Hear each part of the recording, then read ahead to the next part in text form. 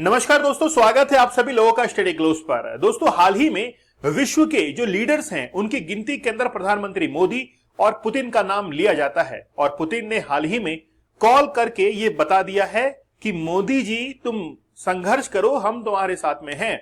तो ये कह दिया है कि पाकिस्तान को जिस भी तरीके से निपटना हो हम जो है उसके लिए हमेशा तैयार हैं। जिस तरीके से 1971 के वॉर के अंदर भारत के लिए टैंक्स भिजवाए गए थे, एंटी टैंक मिसाइल्स भिजवाई गई थी, साथ ही के अंदर सबमरीन जो है वो भी बंगाल की खाड़ी के अंदर, बे ऑफ बंगाल के अंदर डिप्लॉय कर दी गई थी रशिया के द्वारा।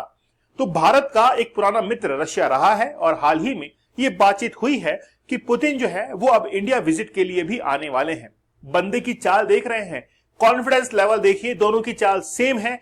ये पता लग रहा है कि जिस तरीके से पुतिन ने हमला किया यूक्रेन के ऊपर, वैसे ही भारत जो है वो अब किससे निपटेगा? पाकिस्तान से निपटेगा। और उसमें हमको रशिया का समर्थन मिल चुका है। हाल ही में भारत के जो विदेश मंत्रालय के प्रवक्ता हैं, स्पोक्स पर्सन है रणधीर जायसवाल, उन्होंने पुतिन के लिए एक धन्यवाद जो है वो भी ट्वीट किया और साथ ही में कहा कि प्रधानमंत्री मोदी और पुतिन जो है वो स्ट्रांगली कंडेम करते हैं इस टेरर अटैक को जो कि पहलगाम के अंदर हुआ है। और साथ ही के अंदर मोदी यानी कि पुतिन ने यह भी कह दिया है कि जो भी टेररिस्ट हैं इनको कटघरे के अंदर लाकर खड़ा किया जाए और उनको सजा दी जाए। हाल ही में ऐसा क्यों हुआ? क्योंकि पुतिन ने मतलब रशिया ने जो है वो सेकेंड वर्ल्ड वॉर के अंदर नाजी जर्मनी को हराया था। उसको हराने के बाद में 80 जो है एनिवर्सरी थी और उसी के उपलक्ष्य में जो है भारत ने रशिया को बधाई दी थी कि देखिए आपने जो है वो विक्ट्री डे सेलिब्रेट किया है और हमारी तरफ से बधाई जो है वो लीजिए। लेकिन साथ ही में हमने भी जो है रशिया को निपटा दिया और रशिया के जो प्रेसिडेंट है उनको भारत के अंदर इन्वाइट कर दिया और उन्होंने हामी भी भर ली कि हाँ हम लोग जल्द ही जो है वो भारत के अंदर आने वाले हैं। आप लोग को पता है कि दोनों लीडर आपस में बहुत गहरे संबंध है। रशिया और इंडिया ये मानकर चलिए कि वो पुराने मित्र हैं जो कि कभी जो है दुश्मनी इन्होंने मोल ली ही नहीं है। बीच में बहुत सारे लोग आए। पाकिस्तान ने हाल ही में रशिया के अंदर विजिट किया और ये कहा कि रशिया जो है वो मध्यस्थता करे और मध्यस्थता करके भारत और पाकिस्तान का मामला सुलझाए। लेकिन फिर भी रशिया ने पहले भारत से एक जो है औपचारिक रूप से एक ये पूछने की कोशिश की कि कहीं कोई गड़बड़ तो नहीं है। तो भारत ने कहा कोई गड़बड़ नहीं है, आप निश्चिंत रहें, हमारी तरफ से बिल्कुल जो है सही चल रहा है। तो हाल ही में जो है अब बातचीत और चरमोत्कर्ष पर पहुंच रही है और पुतिन जो है वो इंडिया के अंदर विजिट करने वाले हैं। आप लोग यहां पर देख सकते हैं कि पाकिस्तान ने भी जो है हाल ही में रशिया को कहा था कि आप मीडिएटर के तौर पर आइए और पाकिस्तान और इंडिया के बीच में जो भी टेंशंस हैं इसको खत्म कीजिए। लेकिन फिर वही बात कि रशिया जो है वो इंडिया से कंफर्म करता है।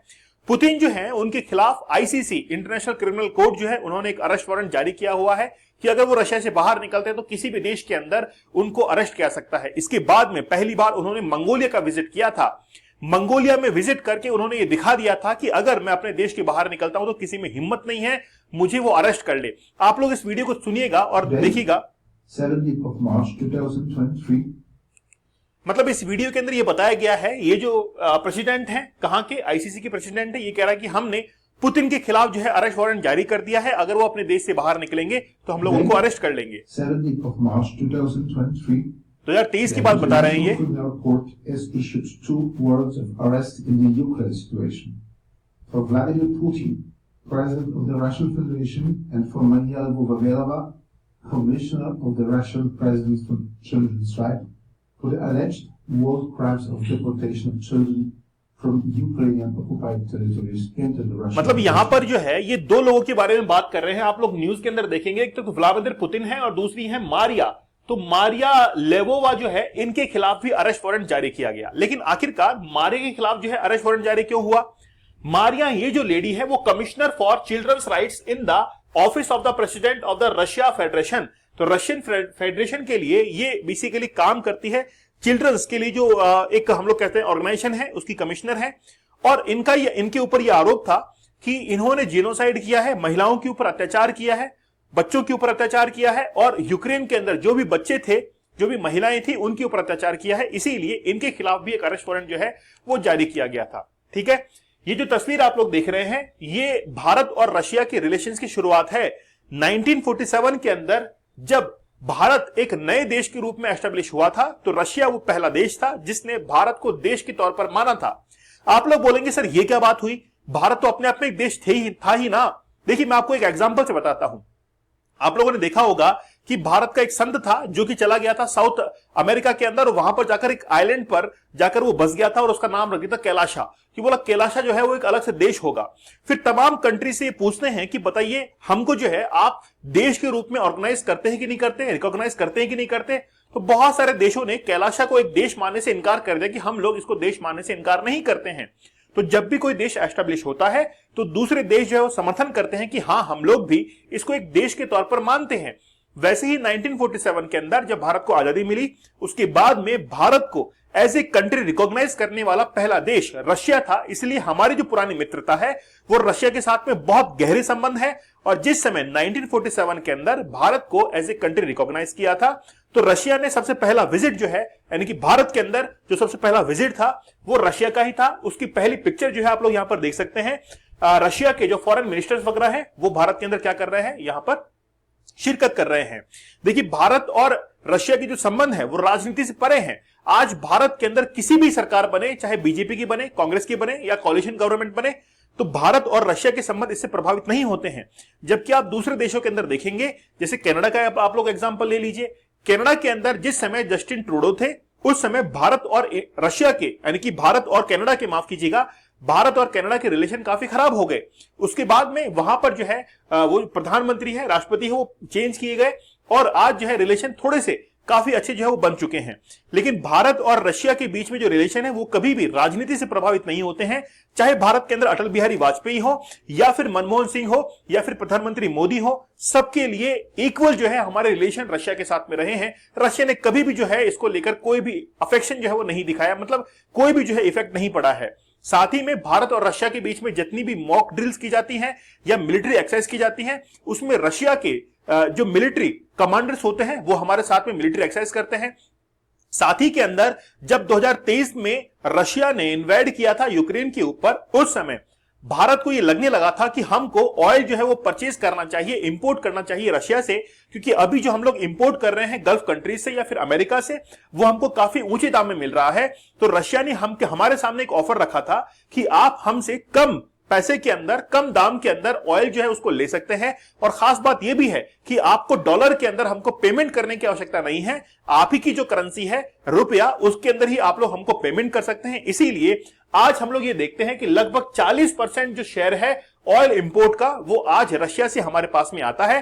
तो रशिया जो है वो आज सबसे बड़ा इंपोर्टर एक्सपोर्टर बन चुका है भारत के लिए, जहां से भारत जो है इंपोर्ट करता है। 2023 के अंदर हमारे लिए सबसे बड़ी समस्या ये थी कि रशिया ने जो क्रूड ऑयल हमको दिया है, आखिरकार हम लोग इसका यूज कैसे ले और इतने ऑयल का यूज हम लोग कहां पर ले।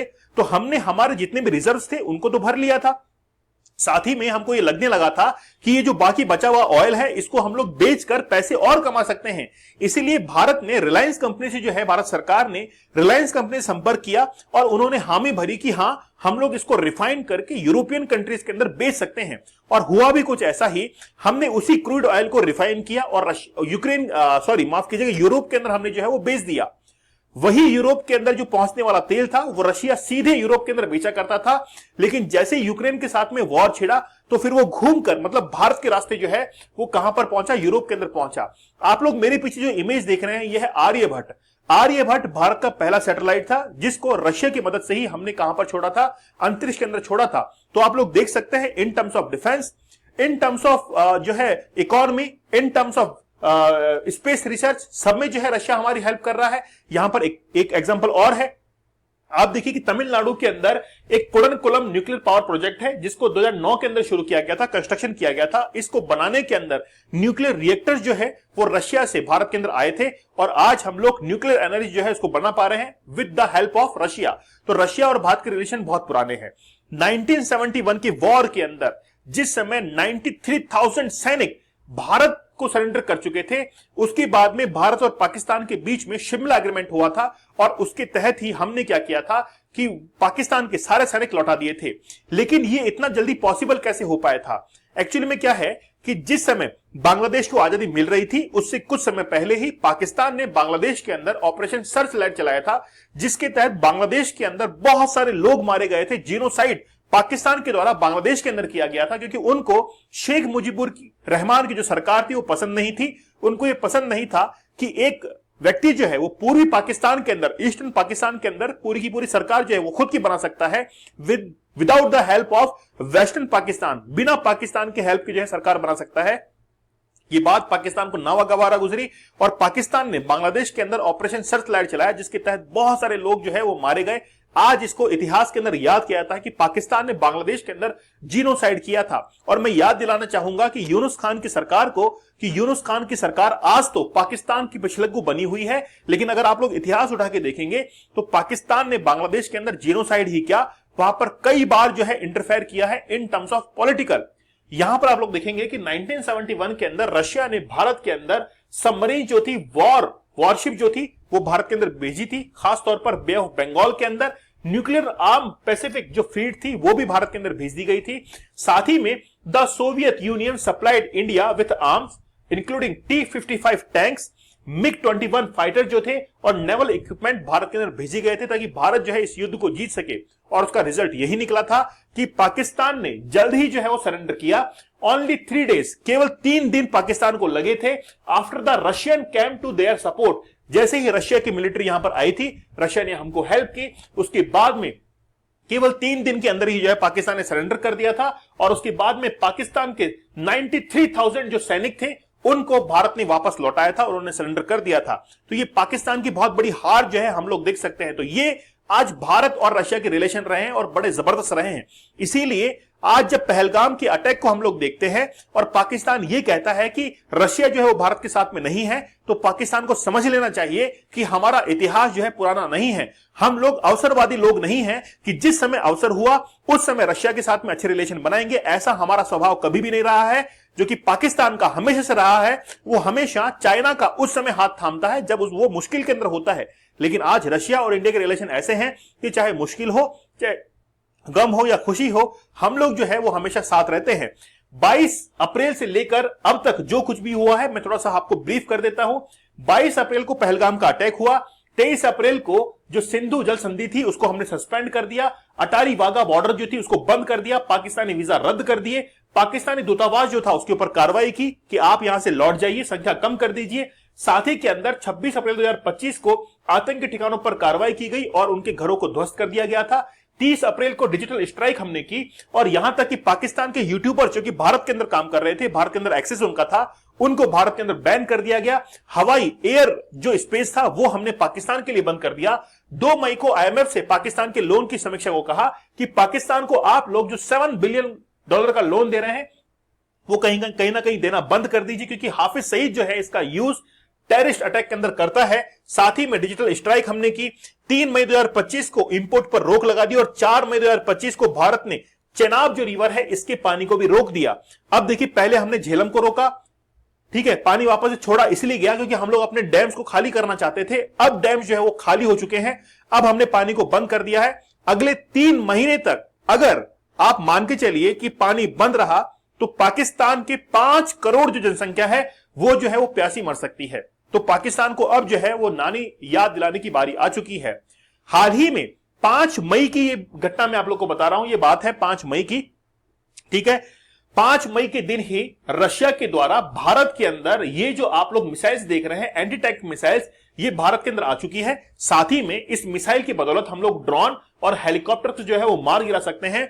ये डील पहले से ही भारत और रशिया के बीच में हो चुकी थी। इसका अर्थ यह हुआ कि अगर भारत और पाकिस्तान के बीच में टेंशन्स हैं, इसके बावजूद भी रशिया से हथियार जो है वो आज भारत के अंदर आ रहे हैं, तो सीधे तौर पर आप लोग देख सकते हैं कि भारत और रशिया के संबंध जो है वो बड़े गहरे हैं, जिसको पाकिस्तान आसानी समझ नहीं सकता है। लेकिन पाकिस्तान बार बार रशिया के पास में जाता है और कहता है कि आप जो है मध्यस्थता कीजिए भारत और पाकिस्तान के रिलेशंस के बीच में। लेकिन रशिया ने जो है साफ तौर पर इनकार कर दिया कि हम जो है इस पचड़े में पड़ने वाले नहीं हैं, हम भारत की तरफ जाने वाले हैं और कल को जो है हमारा ही अटैक जो है तुम लोग झेलोगे, ठीक है। और इस बात के साथ में जो है पाकिस्तान को रवाना कर दिया, ठीक है। तो आप लोग समझ चुके होंगे कि किस तरीके से जो है वो आज रशिया और भारत के साथ में है। तो जो फोन कॉल पर बातचीत हुई है जिसमें पुतिन ने साफ तौर पर कह दिया है कि हमारा भारत को फुल सपोर्ट है, भारत जैसा भी करना चाहता है, जो भी करना चाहता है, जो कुछ भी करेगा उसमें हम लोग भारत के साथ में हैं। तो इसका मतलब साफ है कि पुतिन जो है वो आज भारत के साथ में है। क्या चाइना आज पाकिस्तान के साथ में है? नहीं। क्यों नहीं है? चाइना पाकिस्तान के अंदर अपनी इकोनॉमी को, अपने पैसे को भेजकर बर्बाद नहीं करना चाहेगा। वो रशिया से बात कर रहा है कि क्या हमको पाकिस्तान का साथ देना चाहिए, तो पुतिन जो है इनकार कर देगा कि भैया पाकिस्तान के साथ में नहीं जाना है, वो खुद तो बर्बाद होगा, तुम्हारा पैसा और बर्बाद कर देगा। चलिए, आप लोग की क्या राय है मुझे आप लोग कमेंट सेक्शन में जरूर बताइएगा। दोस्तों, आप लोग हमारे 75 डेज के हार चैलेंज जरूर ज्वाइन कीजिएगा। बड़ा जबरदस्त चैलेंज है, लाइफ चेंजिंग की कोर्स है। 75 टेक्निक्स हमने बताई कैसे आप लोग पोर्नोग्राफी के एडिक्शन से बाहर निकल सकते हैं। पोर्नोग्राफी ने आपकी कंसंट्रेशन और आपके फोकस की धज्जियां उड़ा दी हैं, जिसके चलते आप लोग ना तो एग्जाम को क्लियर कर पाते हैं, ना ही इनोवेटिव थिंकिंग आपके अंदर आ पाती है, क्योंकि आपके दिमाग के अंदर हर वक्त जो है वो बातें घूमती रहती है। अगर आप लोग इस एडिक्शन से बाहर निकलना चाहते हैं तो जरूर जो है 75 डेज के हार चैलेंज को ज्वाइन कीजिएगा। आप लोग टेलीग्राम पर ज्वाइन कर लीजिएगा, जहां पर मैं डेली शॉर्ट्स जो है वो शेयर कर रहा हूं, ताकि उन टेक्निक्स की मदद से, भाई शॉर्ट्स क्या है 75 डेज तक मैं शेयर करूंगा, ताकि आप लोग अपने चैलेंज को पूरा कर पाए। इसलिए आप लोग दीपक इंद्रा ऑफिशियल टेलीग्राम चैनल को ज्वाइन कर लीजिए और इंस्टाग्राम पर मुझे फॉलो कर लीजिए दीपक इंद्रा ऑफिशियल पर, जहां पर शॉर्ट्स जो है डेली अपलोड हो रहे हैं और लेक्चर की पीडीएफ भी आप लोग को यहां पर अवेलेबल हो जाएगी। तो मिलते हैं आप लोगों से अगले सेशन के अंदर, तब तक धन्यवाद, थैंक यू, जय हिंद।